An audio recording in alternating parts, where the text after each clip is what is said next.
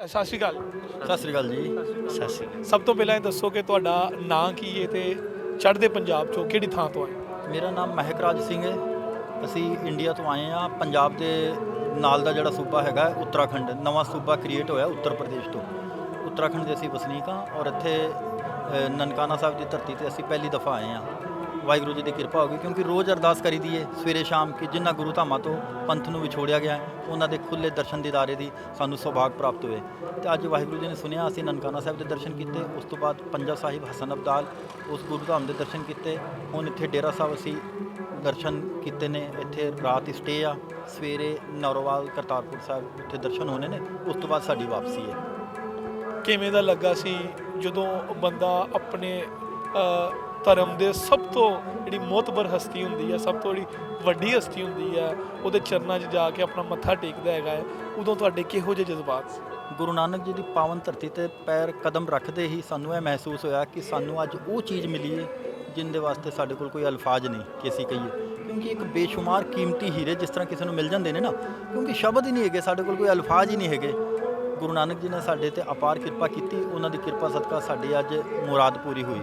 ਇੱਥੋਂ ਦੇ ਆਵਾਮ ਨੇ ਸਾਨੂੰ ਉਹ ਪਿਆਰ, ਉਹ ਮੁਹੱਬਤ ਦਿੱਤਾ ਹੈ ਕਿ ਸਾਨੂੰ ਬੇਗਾਨਾਪਨ ਬਿਲਕੁਲ ਮਹਿਸੂਸ ਨਹੀਂ ਆਇਆ। ਉਹ ਪਿਆਰ, ਉਹ ਮੁਹੱਬਤ ਇੱਦਾਂ ਲੱਗਦਾ ਹੈ ਕਿ ਹੁਣ ਅਸੀਂ ਆਪਣੇ ਹੀ ਮੁਲਕ ਦੇ ਵਿੱਚ ਘੁੰਮ ਫਿਰ ਰਹੇ ਹਾਂ। ਸਾਨੂੰ ਬੇਗਾਨੇ ਦਾ ਕੋਈ ਅਹਿਸਾਸ ਨਹੀਂ ਹੈਗਾ।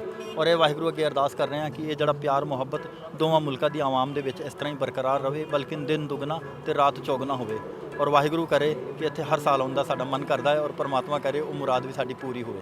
ਸਰਦਾਰ ਜੀ, ਮੈਂ ਜਿੰਨਿਆਂ ਨਾਲ ਵੀ ਗੱਲ ਕੀਤੀ ਹੈ ਉਹਨਾਂ ਸਾਰਿਆਂ ਨੇ ਇਹ ਸਭ ਤੋਂ ਜ਼ਿਆਦਾ ਇਹੀ ਚੀਜ਼ ਕਹੀ ਹੈ ਕਿ ਸਾਨੂੰ ਖਾਣ ਪੀਣ ਇੱਕ ਅਲੱਗ ਚੀਜ਼ ਹੈ, ਸਿਕਿਉਰਿਟੀ ਮਸਲੇ ਜਿਹੜੀ ਸਿਕਿਉਰਿਟੀ ਦੀ ਇੱਕ ਬਿਹਤਰੀਨ ਸਿਕਿਉਰਿਟੀ ਦਿੱਤੀ ਉਹ ਇੱਕ ਅਲੱਗ ਚੀਜ਼ ਹੈ, ਲੇਕਿਨ ਜਿਹੜਾ ਲੋਕਾਂ ਦਾ ਪਿਆਰ ਜਿਹੜਾ ਹੈਗਾ ਨਾ, ਉਹਨਾਂ ਨੇ ਤੁਹਾਨੂੰ ਬਹੁਤ ਜ਼ਿਆਦਾ ਮੁਤਾਸਰ ਕੀਤਾ, ਬਹੁਤ ਅਟਰੈਕਟ ਕੀਤਾ। ਕੀ ਵਜ੍ਹਾ ਹੈ, ਲੋਕ ਕਿਉਂ ਕਰਦੇ ਇੰਨਾ ਪਿਆਰ? ਦੇਖੋ, ਸਿਕਿਉਰਿਟੀ ਰੀਜਨ ਇੱਕ, ਕਿਉਂਕਿ ਦੋ ਮੁਲਕਾਂ ਦੀ ਗੱਲ ਹੈ, ਸਿਕਿਉਰਿਟੀ ਰੀਜਨ ਦੇਣਾ ਇਹਨਾਂ ਦੀ ਮਜਬੂਰੀ ਵੀ ਹੈ ਔਰ ਉਹ ਸਹੀ ਵੀ ਹੈ। ਕਿਉਂਕਿ ਬਿਨਾਂ ਸਿਕਿਉਰਿਟੀ ਤੋਂ ਦੇਖੋ, ਅਗਰ ਉਹ ਕਰਦੇ ਨੇ ਕੋਈ ਹਾਦਸਾ ਹੋ ਜਾਏ ਤੇ ਉਸ ਦੀ ਜ਼ਿੰਮੇਵਾਰੀ ਲੈਣੀ ਫਿਰ ਬੜਾ ਮੁਸ਼ਕਿਲ ਕੰਮ ਹੈ। ਤੇ ਸਿਕਿਉਰਿਟੀ ਰੀਜਨ ਜਿਹੜੀ ਸਿਕਿਉਰਿਟੀ ਮਿਲੀ ਸਾਨੂੰ, ਉਹਨਾਂ ਨੇ ਵੀ, ਸਿਕਿਉਰਿਟੀ ਵਾਲਿਆਂ ਨੇ ਵੀ ਬਹੁਤ ਬੇਸ਼ੁਮਾਰ ਮੁਹੱਬਤ ਦਿੱਤੀ। ਮਤਲਬ ਕੋਈ ਕਿਸੇ ਪ੍ਰਕਾਰ ਦੀ ਤੰਗੀ ਨਹੀਂ ਆਈ। ਔਰ ਇਸ ਤੋਂ ਇਲਾਵਾ ਜਿਹੜੀ ਇੱਥੋਂ ਦੀ ਆਵਾਮ ਹੈ ਉਸਨੇ ਤਾਂ ਸਮਝ ਲਓ ਕਿ ਇੱਕ ਹਿਸਾਬ ਨਾਲ ਸਾਡੇ ਕਦਮਾਂ ਦੇ ਵਿੱਚ ਆਪਣੇ ਫੁੱਲ ਬਿਖੇਰ ਦਿੱਤੇ ਨੇ। ਸਭ ਤੋਂ ਕਿਉਂਕਿ ਇੱਕ ਮੁਹੱਬਤ ਉਹ ਚੀਜ਼ ਹੈਗੀ ਹੈ ਜਿਸ ਦੀ ਕੋਈ ਕੀਮਤ ਨਹੀਂ ਹੁੰਦੀ। ਬਾਕੀ ਹਰ ਚੀਜ਼ ਦੌਲਤ ਨਾਲ ਖਰੀਦੀ ਜਾ ਸਕਦੀ ਹੈ, ਔਰ ਮੁਹੱਬਤ ਇਸ ਤਰ੍ਹਾਂ ਹੈ ਕਿ ਇਹ ਗੋਡ ਗਿਫਟ ਹੈ। ਇਹ ਵਾਹਿਗੁਰੂ ਜੀ ਦੀ ਕਿਰਪਾ ਨਾਲ, ਪਰਮਾਤਮਾ ਦੀ ਕਿਰਪਾ ਦੇ ਨਾਲ ਮਿਲਦੀ ਹੈ ਔਰ ਉਹ ਸਾਨੂੰ ਅੱਜ ਇੱਥੋਂ ਮਿਲੀ। ਅਸੀਂ ਇਹ ਮੁਹੱਬਤ ਲੈ ਕੇ ਸਮਝ ਲਓ ਆਪਣੇ ਮੁਲਕ ਨੂੰ ਜਾ ਰਹੇ ਹਾਂ। ਲਾਹੌਰ ਤੁਹਾਨੂੰ ਕਿਵੇਂ ਦਾ ਲੱਗਾ? ਲਾਹੌਰ ਬਹੁਤ ਅੱਛਾ ਲੱਗਾ। ਜਿਸ ਤਰੀਕੇ ਦਾ ਅਸੀਂ ਸੋਚਿਆ ਸੀ ਕਿ ਇਸ ਤਰ੍ਹਾਂ ਹੋਏਗਾ, ਇਸ ਤਰ੍ਹਾਂ ਹੋਏਗਾ, ਲੇਕਿਨ ਇੱਥੋਂ ਦੀ ਜਨਤਾ ਨੇ ਇੰਨਾ ਪਿਆਰ, ਇੰਨੀ ਮੁਹੱਬਤ ਦਿੱਤੀ ਕਿ ਅਸੀਂ ਕੁਝ ਸ਼ਬਦ ਹੀ ਨਹੀਂ ਹੈਗੇ ਸਾਡੇ ਕੋਲ ਕਿ ਅਸੀਂ ਉਹ ਸ਼ਬਦਾਂ ਨੂੰ ਕੁਝ ਕਹੀਏ। ਬਹੁਤ ਅੱਛਾ ਲੱਗਾ। ਦੋਨਾਂ ਮੁਲਕਾਂ ਦਾ ਪਿਆਰ ਇਸ ਤਰੀਕੇ ਨਾਲ ਬਣਿਆ ਰਹੇ ਔਰ ਵਿਸ਼ੇਸ਼ ਕਰ ਇੱਥੋਂ ਦੀ ਜਿਹੜੀ, ਖਾਸ ਕਰਕੇ ਇੱਥੋਂ ਦੀ ਜਿਹੜੀ ਜਨਤਾ ਹੈ, ਪਾਕਿਸਤਾਨ ਦੀ ਆਵਾਮ ਹੈ, ਉਹਨਾਂ ਦਾ ਅਸੀਂ ਧੰਨਵਾਦ ਕਰਨਾ ਚਾਹੁੰਦੇ ਹਾਂ ਕਿ ਉਹਨਾਂ ਨੇ ਬਹੁਤ ਬੇਸ਼ੁਮਾਰ ਪਿਆਰ ਤੇ ਮੁਹੱਬਤ ਦਿੱਤਾ ਹੈ। ਔਰ ਵਾਹਿਗੁਰੂ ਕਰੇ ਕਿ ਇਹ ਬਾਰਡਰ ਦੇਖੋ ਬਣ ਗਿਆ ਹੈ। ਬਾਰਡਰ ਤਾਂ ਨਹੀਂ ਖਤਮ ਹੋ ਸਕਦੇ, ਲੇਕਿਨ ਇਹ ਲਕੀਰਾਂ ਫਿੱਕੀਆਂ ਪੈ ਜਾਣ ਤਾਂ ਕਿ ਦੋਨਾਂ ਮੁਲਕਾਂ ਦਾ ਆਣਾ ਜਾਣਾ ਹੋਰ ਹੋ ਜਾਏ ਔਰ ਇਹ ਜਿਹੜਾ ਪਿਆਰ ਤੇ ਮੁਹੱਬਤ ਦਿਨ ਦੁਗਣਾ ਤੇ ਰਾਤ ਚੌਗੁਣਾ ਹੋ ਜਾਏ। ਮੈਂ ਵੀ ਇਹੀ ਗੱਲ ਕਰਨ ਲੱਗਾ ਸੀ ਕਿ ਸਾਨੂੰ ਕਦੋਂ ਮੌਕਾ ਦੇਵੋਗੇ ਕਿ ਅਸੀਂ ਵੀ ਉੱਥੇ ਆਈਏ ਤੇ ਉੱਥੇ ਆ ਕੇ ਅਸੀਂ ਜਿੰਨੀ ਵੀ ਉੱਥੇ ਪਵਿੱਤਰ ਜਗ੍ਹਾ ਹੈਗੀਆਂ ਅਸੀਂ ਵੀ ਫਿਰੀਏ, ਅਸੀਂ ਵੀ ਤੁਹਾਨੂੰ ਆ ਕੇ ਮਿਲੀਏ, ਅਸੀਂ ਵੀ ਤੁਹਾਡੇ ਪਿੰਡ ਵੇਖੀਏ, ਤੁਹਾਡੇ ਸ਼ਹਿਰ ਦੇਖੀਏ। ਇਹ ਦੇਖੋ, ਇਹ ਅਕਾਲ ਪੁਰਖ ਵਾਹਿਗੁਰੂ ਨੇ ਰਹਿਮਤ ਕੀਤੀ ਹੈ। ਉਹਨਾਂ ਦੀ ਰਹਿਮਤ ਸਦਕਾ ਸਾਨੂੰ ਇਹ ਮੌਕਾ ਮਿਲਿਆ ਔਰ ਉਹਨਾਂ ਦੀ ਰਹਿਮਤ ਸਦਕਾ ਅਸੀਂ ਉਹਨਾਂ ਅੱਗੇ ਦੁਆ ਕਰਾਂਗੇ ਵਾਹਿਗੁਰੂ ਅੱਗੇ ਕਿ ਤੁਹਾਨੂੰ ਵੀ ਉੱਥੋਂ ਦੇ ਦਰਸ਼ਨ ਦੀਦਾਰੇ ਕਰਨ ਦਾ ਮੌਕਾ ਮਿਲੇ। ਤੁਸੀਂ ਵੀਰ ਜੀ ਕੀ ਕਹੋਗੇ? ਮੈਂ ਕੀ ਕਹਾਂ, ਜੋ ਵੀਰ ਜੀ ਨੇ ਕਿਹਾ ਉਹ ਬਿਲਕੁਲ ਦਰੁਸਤ, ਬਹੁਤ ਸਹੀ ਕਿਹਾ।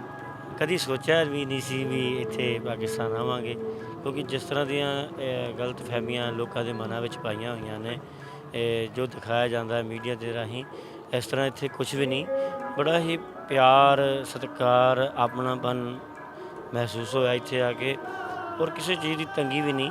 ਹਰ ਇੱਕ ਇਨਸਾਨ ਜਿਹੜਾ ਸਾਨੂੰ ਕਦੀ ਮਿਲਿਆ ਵੀ ਨਹੀਂ, ਜਾਣਦਾ ਵੀ ਨਹੀਂ, ਪਰ ਉਹ ਵੀ ਇਸ ਤਰੀਕੇ ਦੇ ਨਾਲ ਮਿਲਦਾ ਜਿਸ ਤਰ੍ਹਾਂ ਕੋਈ ਸਾਡਾ ਸਗਾ ਭਰਾ ਵਿਛੜਿਆ ਦੁਬਾਰਾ ਮਿਲਿਆ ਹੋਵੇ।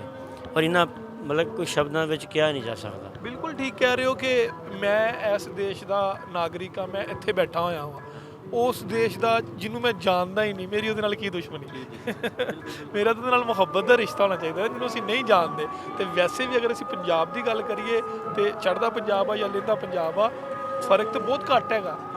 ਕਿ ਅਸੀਂ ਮੈਨੂੰ ਤੁਹਾਡੇ ਨਾਲ ਗੱਲ ਕਰਨ ਲੱਗੇ ਜ਼ਰਾ ਵੀ ਹਿਚਕਿਚਾਹਟ ਮਹਿਸੂਸ ਨਹੀਂ ਹੋਈ। ਮੈਂ ਫੌਰਨ ਤੁਹਾਡੇ ਕੋਲ ਆਇਆ, ਤੁਸੀਂ ਉਸੇ ਪਿਆਰ ਦੇ ਨਾਲ ਮੈਨੂੰ ਕਿਹਾ ਕਿ ਹਾਂ ਬਈ ਗੱਲ ਕਰ ਲਾ।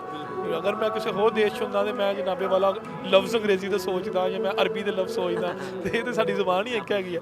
ਤੇ ਤੁਸੀਂ ਕਿਹੜੀਆਂ ਯਾਦਾਂ ਇੱਥੋਂ ਸਮੇਟ ਕੇ ਲੈ ਕੇ ਜਾਓਗੇ ਜਿਹੜੇ ਜਾ ਕੇ ਤੁਸੀਂ ਦਿਖਾਵੋਗੇ ਜੀ ਅਸੀਂ ਪਾਕਿਸਤਾਨ 'ਚ ਸਾਨੂੰ ਇਹ ਮਿਲਿਆ, ਜਾਂ ਪਾਕਿਸਤਾਨ 'ਚ ਸੀ ਇਹ ਸਭ ਤੋਂ ਸਪੈਸ਼ਲ ਸੀ, ਜਾਂ ਇਹ ਚੀਜ਼ ਮੈਨੂੰ ਯਾਦ ਰਹੇਗੀ, ਮੇਰੀ ਮੈਮਰੀ 'ਚ ਆਈਏਗੀ?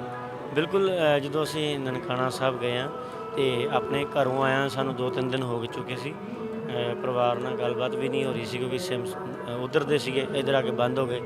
ਇੱਕ ਦੁਕਾਨਦਾਰ ਵੀਰ ਨਾਲ ਗੱਲਬਾਤ ਹੋਈ, ਇਹਨੂੰ ਦੱਸਿਆ ਵੀ ਆਪਾਂ ਘਰ ਗੱਲ ਕਰਨੀ ਹੈ, ਤੇ ਉਹਨੇ ਕਿਹਾ ਵੀ ਵੀਰ ਜੀ ਕੋਈ ਗੱਲ ਨਹੀਂ, ਮੇਰਾ ਵਾਈਫਾਈ ਖੁੱਲ੍ਹਾ, ਤੁਸੀਂ ਜਿੰਨਾ ਜੀ ਕਰਦਾ ਨਾ ਯੂਜ਼ ਕਰੋ।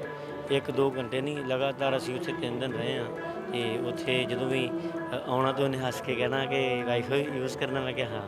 ਤੇ ਬੜੇ ਪਿਆਰ ਨਾਲ ਮਤਲਬ ਉਹਨਾਂ ਨੇ ਬਿਠਾਉਣਾ, ਚਾਹ ਪਾਣੀ ਪਿਉਣੀ, ਤੇ ਇੱਦਾਂ ਲੱਗਦਾ ਕਿ ਅਸੀਂ ਤੇ ਆਪ ਮਤਲਬ ਸ਼ਬਦ ਹੀ ਨਹੀਂ ਹੈਗੇ ਸਾਡੇ ਕੋਲ ਵੀ ਕਿੱਦਾਂ ਉਹਨਾਂ ਦਾ ਸ਼ੁਕਰੀਆ ਅਦਾ ਕਰੀਏ, ਔਰ ਇੱਥੇ ਦੀਆਂ ਯਾਦਾਂ ਕਿਹੜੀਆਂ ਤੁਹਾਡੇ ਨਾਲ ਸਾਂਝੀਆਂ ਕਰੀਏ ਵੀ ਕਹਿ ਨਹੀਂ ਜਾ ਸਕਦੀਆਂ। ਹਰ ਇੱਕ ਇਨਸਾਨ ਜਦੋਂ ਮਿਲਦਾ ਬੜੇ ਪਿਆਰ ਨਾਲ। ਔਰ ਇੱਥੇ ਦਾ ਹੁਣੇ ਹੀ ਥੋੜ੍ਹੀ ਦੇਰ ਪਹਿਲਾਂ ਦੀ ਗੱਲ ਹੈ, ਅਸਗਰ ਅਲੀ ਨਾਂ ਦੇ ਇੱਕ ਮੁਲਾਜ਼ਮ ਸਨ ਸਰਕਾਰੀ ਜੋਬ 'ਤੇ, ਸਿਕਿਉਰਿਟੀ 'ਚ ਸਨ ਸ਼ਾਇਦ, ਉਹ ਟ੍ਰੈਫਿਕ ਪੁਲਿਸ 'ਚ। ਉਹਨਾਂ ਨੇ ਜਦੋਂ ਸਾਨੂੰ ਦੇਖਿਆ ਤੇ ਬੜੇ ਪਿਆਰ ਨਾਲ ਉਹਨਾਂ ਨੇ ਕਹਿੰਦੇ ਵੀ ਭਾਈ ਸਾਹਿਬ ਆਓ ਕੀ ਖਿਦਮਤ ਕਰੀਏ। ਮੈਂ ਕਿਹਾ ਨਹੀਂ, ਅਸੀਂ ਲੰਗਰ ਛਕਿਆ, ਕਿਸੇ ਚੀਜ਼ ਦੀ ਲੋੜ ਨਹੀਂ। ਪਰ ਫਿਰ ਵੀ ਉਹਨਾਂ ਨੇ ਪਿਆਰ ਨਾਲ ਕੁਲਚੇ ਛੋਲੇ ਹੋਰ ਪਕੌੜੇ ਪਤਾ ਨਹੀਂ ਕੀ ਕੁਛ ਖਵਾ ਦਿੱਤਾ। ਪਰ ਇੱਛਾ ਤਾਂ ਹੈ ਨਹੀਂ ਸੀ ਕੁਛ ਖਾਣ ਦੀ, ਪਰ ਉਹਨਾਂ ਦਾ ਪਿਆਰ ਵੇਖ ਕੇ ਮਨਾ ਵੀ ਨਹੀਂ ਕੀਤਾ ਗਿਆ। ਤੇ ਇਹੋ ਜਿਹੀਆਂ ਯਾਦਾਂ ਜਿਹੜੀਆਂ ਨੇ ਉਹ ਅਸੀਂ ਆਪਣੇ ਦੇਸ਼ ਲੈ ਕੇ ਚੱਲੇ ਹਾਂ। ਔਰ ਸਾਰਿਆਂ ਨੂੰ ਮੈਂ ਦੇਸ਼ ਵਿਦੇਸ਼ਾਂ 'ਚ ਜਿਹੜੀ ਸਾਡੀ ਸੰਗਤ ਪਿਆਰ ਵਾਲੀ ਵਸਦੀ ਆ, ਉਹਨਾਂ ਨੂੰ ਮੈਂ ਇਹੀ ਬੇਨਤੀ ਕਰਾਂਗਾ ਵੀ ਜਿੱਥੇ ਵੀ ਰਹਿੰਦੇ ਹੋ, ਪਿਆਰ ਤੋਂ ਵੱਡਾ ਕੋਈ ਜਿਹੜਾ ਹੈਗਾ ਨਾ ਰਿਸ਼ਤਾ ਨਹੀਂ ਹੈਗਾ, ਅਤੇ ਉਹਦੇ ਕੋਈ ਅਲਫਾਜ਼ ਵੀ ਨਹੀਂ ਹੈਗੇ। ਜਿੱਥੇ ਵੀ ਜਾਓ ਪਿਆਰ ਦੇ ਨਾਲ ਆਪਸ 'ਚ ਭਾਈਚਾਰਾ ਕਾਇਮ ਰਵੇ। ਇੱਕ ਦੂਸਰੇ ਨਾਲ ਸਾਡੇ ਭਾਈਜਾਨ ਮਿਲੇ ਸਨ ਹੁਣੇ, ਬੜੇ ਪਿਆਰ ਦੇ ਨਾਲ ਬੜੇ ਖੁਸ਼ ਹੋ ਕੇ ਮਿਲੇ, ਔਰ ਕਾਫੀ ਗੱਲਾਂ ਹੁੰਦੀਆਂ ਰਹੀਆਂ। ਪੁੱਛਿਆ ਕਿੱਥੋਂ, ਮੈਂ ਕਿਹਾ ਜੀ ਅੰਮ੍ਰਿਤਸਰ ਤੋਂ। ਕਹਿੰਦੇ ਸਾਡੇ ਪੁਰਾਣੇ ਵੀ ਅੰਮ੍ਰਿਤਸਰ ਦੇ ਸੀਗੇ। ਤੇ ਬੜੀਆਂ ਯਾਦਾਂ ਨੇ, ਕੀ ਗੱਲਾਂ ਕਰੀਏ। ਅਸੀਂ ਬਹੁਤ ਧੰਨਵਾਦ ਤੁਹਾਡਾ। ਤੇ ਮੁਹੱਬਤ ਦੀ ਤੁਸੀਂ ਗੱਲ ਕਰ ਰਹੇ ਹੋ ਕਿ ਮੁਹੱਬਤ ਨਾਲੋਂ ਵੱਡਾ ਕੋਈ ਧਰਮ ਨਹੀਂ ਹੁੰਦਾ ਹੈਗਾ, ਤੇ ਮੁਹੱਬਤ ਜਿਹੜੀ ਚੀਜ਼ ਹੈਗੀ ਹੈ, ਮੁਹੱਬਤ ਹੀ ਲੋਕਾਂ ਨੂੰ ਜੋੜਦੀ ਹੈਗੀ ਹੈ। ਤੇ ਸਰਵਾਈਵ ਵੀ ਜਿਹੜਾ ਹੁੰਦਾ ਹੈਗਾ ਉਹ ਮੁਹੱਬਤ ਦੇ ਨਾਲ ਹੀ ਹੁੰਦਾ ਹੈਗਾ। ਨਫ਼ਰਤ ਤੱਕ ਅੱਜ ਤੱਕ ਨਾ ਕਿਸੇ ਕੌਮ, ਨਾ ਕੋਈ ਘਰ, ਨਾ ਕੋਈ ਮੁਆਸ਼ਰਾ ਅੱਜ ਤੱਕ ਨਫ਼ਰਤ ਦੇ ਨਾਲ ਨਹੀਂ ਚੱਲਿਆ। ਬਹੁਤ ਧੰਨਵਾਦ ਤੁਹਾਡਾ, ਤੁਸੀਂ ਬਹੁਤ ਆਪਣਾ ਟਾਈਮ ਦਿੱਤਾ ਕੀਮਤੀ, ਬਹੁਤ ਸ਼ੁਕਰੀਆ ਤੁਹਾਡਾ। Thank you so much. Channel ਦੇ ਮਾਧਿਅਮ ਸਾਰਿਆਂ ਨੂੰ ਗੁਰੂ ਨਾਨਕ ਦੇਵ ਦੇ ਪ੍ਰਕਾਸ਼ ਦਿਹਾੜੇ ਦੀਆਂ ਲੱਖ ਲੱਖ ਵਧਾਈਆਂ ਹੋਣ। ਵਾਹਿਗੁਰੂ ਜੀ ਕਾ ਖਾਲਸਾ, ਵਾਹਿਗੁਰੂ ਜੀ ਕੀ ਫਤਿਹ।